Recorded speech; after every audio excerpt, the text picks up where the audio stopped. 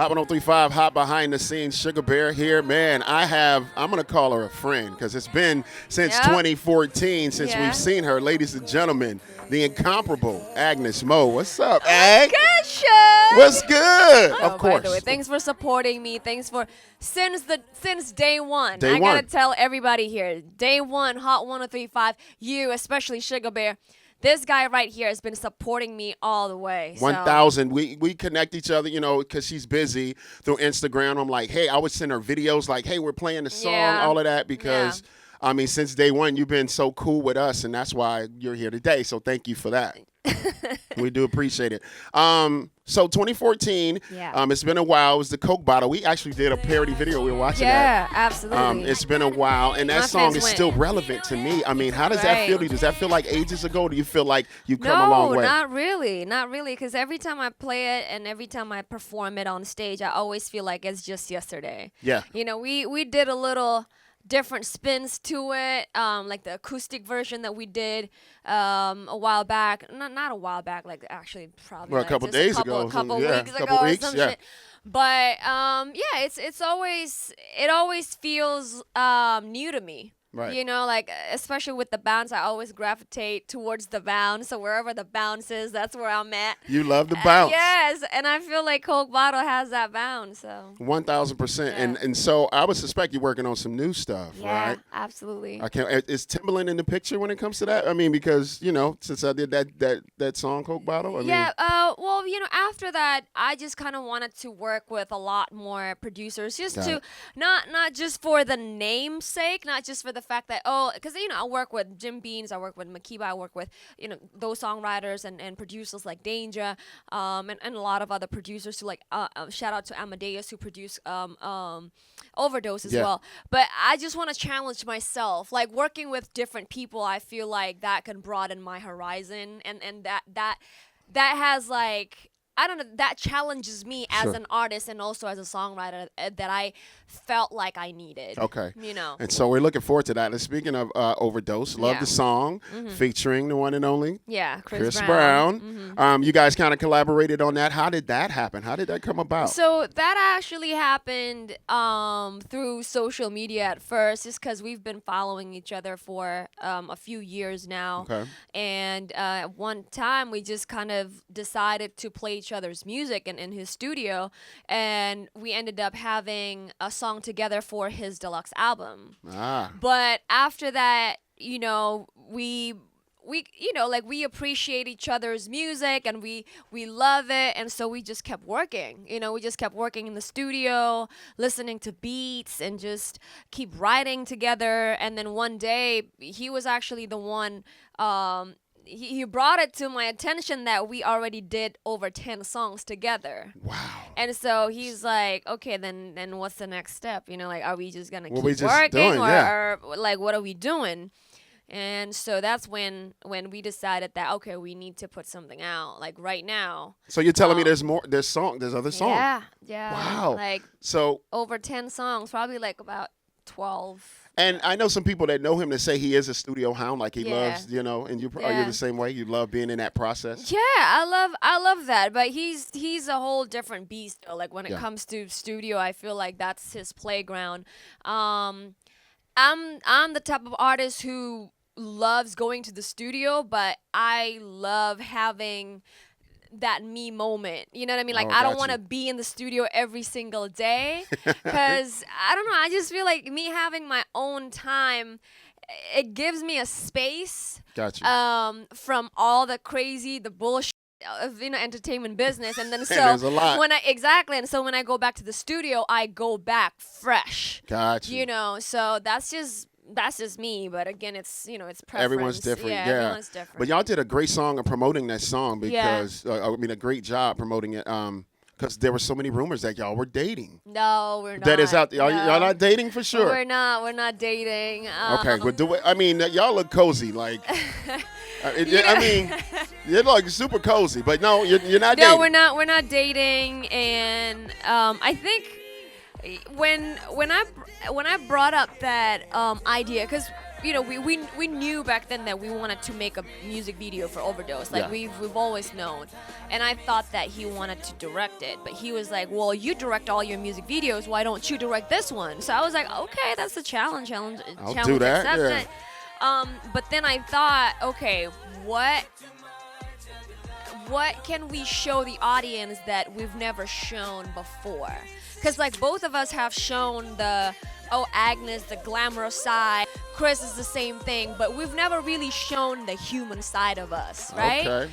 And so because of that, we wanted to make the music video story-based instead of like, oh, cool, Chris Brown and Agnes Mo, oh, cool stage, cool fashion. Story, like, there's a exactly. story. So we created a story. I wrote that story, and it was so when we were there being cozy, it was really us representing two people in love. It wasn't just Chris Brown and Agnes Mo. It was really two actors playing these roles of just a couple falling in love. Because a lot of people relate to that when you see that. That's exactly. what love feels like, and overdosing on your love. Like, who produced that track, by the way? Amadeus. Great track. Yeah. I mean, and you guys, both of you guys wrote that and everything. Yeah. The arrangement is amazing. Like, just from a music nerd, I'm a nerd in that way. I love that, so I paid attention to that. So it was great, and you were hitting those notes on that. So thank you. Good job. I can't wait to hear the other stuff. Like, the other stuff are pretty amazing.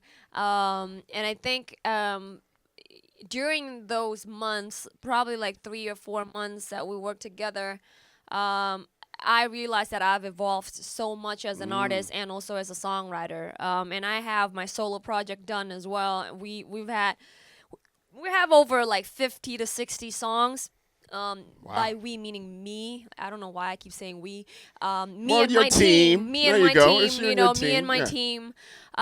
We have over 50 to 60 songs. And then I started recording and writing more with Chris. But then after that, I was like, you know what? I've evolved so much now in the past like 6 months. I really need to go back to the studio and see what I can come up with now. You know what I mean? So it's like, okay, probably I want to write, I don't know, 10 more songs that can top those 50 songs that already existed. Because you're in a different space now. Exactly. So your creative process is a little different. Yeah, I mean, like even listening back to the songs that I wrote 6 months ago and compare it with the songs that I wrote 3 months ago, they sounded so different. Like the way I sing, the way I, just hit certain melodies, the way I write is so different. So I just want to make sure that everything that I put out next, either it's a single or a full out, whole album, I want to make sure that that's current and that's what represents me. Okay. The best of me. Can't wait to hear that whenever that is too. I mean, sometime first quarter next year. Yeah. I'm really hoping that I can put it out probably in February. Or if not March, but we'll see how it is, because now I'm signed to 300 as well. Congratulations on that. Yeah. Thank you. They've been great labels as well. It's a teamwork. Like I might want it to be in January or February, but then we want to try to make sure that everybody on the team agree with a certain date. Got it.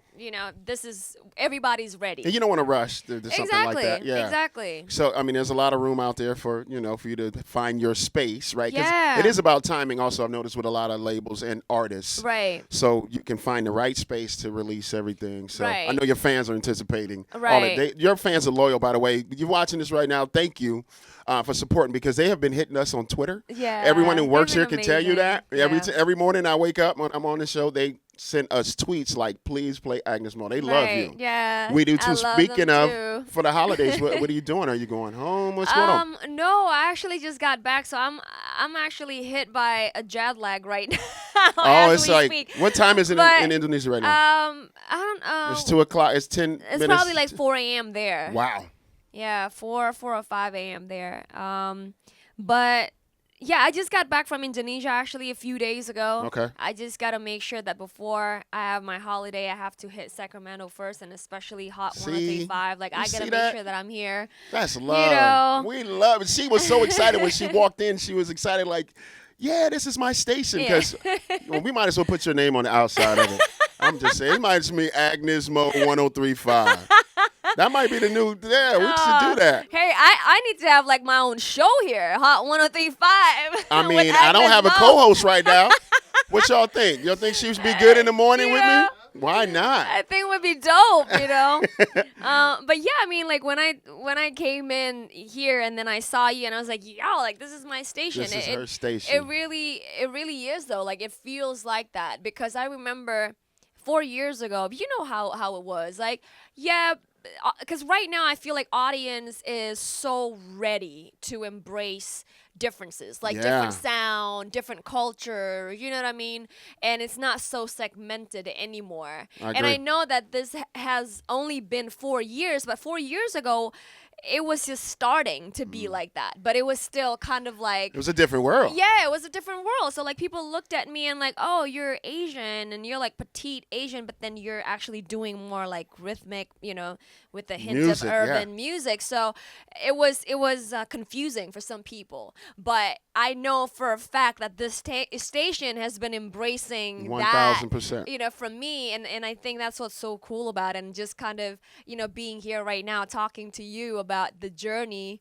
And you know I have this song with Chris already, you know it's out already. By the way, the remix is already out too with Juicy J. I seen that with Juicy J. Yeah, And it's today, doing well on actually. the chart. Like people Yeah. are, you know, gravitating towards. That has to Yeah. make you feel good. Does Yeah, that validate like what you do? absolutely, Yes. absolutely. Because I've always believed that, yo, when you say music is universal language, it's supposed to be a universal 1000. language, you Yeah. know. But then unfortunately, you know, sometimes, you know, the tradition and everything, you know. What people expect, yeah. Exactly, Like you people- said, because you look different than the normal what Exactly, they expect. And you have all absolutely. this soul. Like what that influence of soul, like what happened? Like who were you don't listening know. to? You know what? Like- I ask me the same question. Like, what happened? What I mean, Aretha Franklin was in your house or something, in your mom's body or something.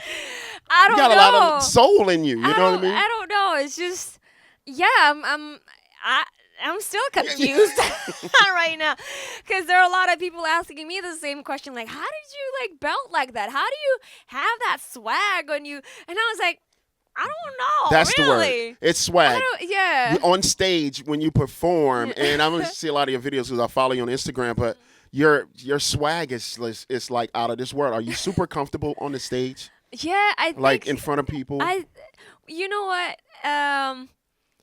It's almost like I have another personality when I'm Whoa. on stage, right? Because off stage, I'm actually, I don't like going out. Like I'm a homebody. Really? Like I don't like, you know, don't like talking all to, the you okay. know, like talking to strangers. I don't like the hype. I'm like, okay, let me just be in my like safe space, you know. But then when it comes to music, all of a sudden it's just like a whole different personality. Like Yeah. I love risque songs. I love going to like certain places that I didn't think I would ever touch. You know Yeah, what I got mean? So you. it's like those type of things, and it's liberating. Sure. You know, it's liberating because I know that it's a part of me, but I can't be like that every single day. You know what I Right. mean? So it's just cool. It's an experience. Great. And your Yeah. fans, like again, they gravitate towards everything that you do. Yeah. By the way, didn't you just get a cover of something? Or didn't you just- Yeah, it's a magazine here in the U.S. So that's pretty cool.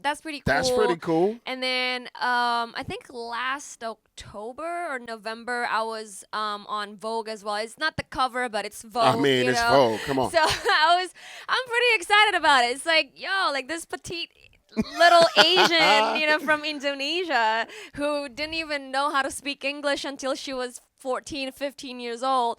Now I can make it happen. I think, you know, this is bigger than just me and my music. You Yeah. know, this is my message as well to people around the world that you know, no matter where you come from, I think if you know, like if you keep doing it, like you're gonna make it happen. And that's important. She said around the world because there Yeah. are people that watch you and want to see Yeah. what you're doing around the world. So kids watching right now, young adults or whatever it may be. Yeah. As she said, I mean, she did it. She's doing it. Yeah. Yeah. Did you have a base of people around you that gave you like, you know, a lot of confidence that you could do this, that you can be this superstar? It's you know, I don't want to go into like too because I know that this will freak some people out. But Uh-oh.